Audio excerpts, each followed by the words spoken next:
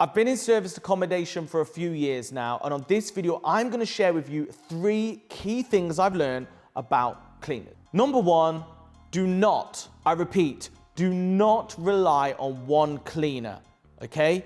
Serviced accommodation is a lot. You've got people checking in, checking out, Sundays, Saturdays, evenings, last minute bookings. So you need to have a backup.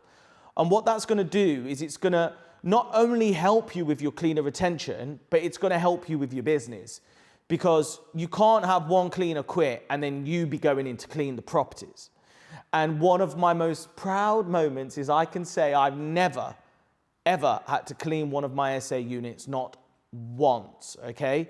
So, you need to make sure that you do systemize this stuff and you are prepared for all eventualities. So do not rely on one cleaning company. Try and get 2, and I've actually got 4 at the moment now, especially as you begin to expand into different areas and you've got, sometimes we have 7, 8 cleans on one day.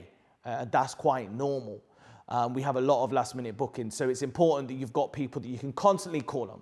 Tip number 2, do not expect cleaners to know how to clean. They know how to clean, but they don't necessarily know how to clean for a serviced accommodation unit, and they're not going to know unless you tell them. So build yourself a cleaning checklist per property that sort of tenders to the particular characteristics or the requirements of your property.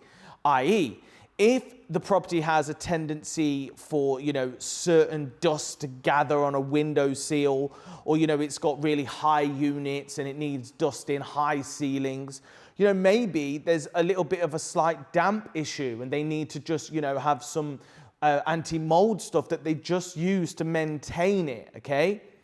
If there's a dishwasher, make sure they know. One of the biggest complaints I had when I started was that new guests would check in and the last guest would have left dirty stuff in the dishwasher, not press go, and then the cleaner forgot to empty it. Or guests have said there's only 3 spoons, but they're in the dishwasher and we've not emptied it. So do a checklist, and you can actually add pictures to this. So if you want the cushions a certain way, or if you've got OCD like me and you want the bedding laid out a certain way, feel free to add those on just so that you've got that that McDonald's uniform, that standardization effect, okay? So that, you don't want every single different guest to have a completely different experience when they stay with you. And number 3 is try to negotiate a set cleaning fee per unit so that you know where you stand. So if you're anything like me, you want to make sure that your expenses are controlled and consistent so you can maximize your cash flow.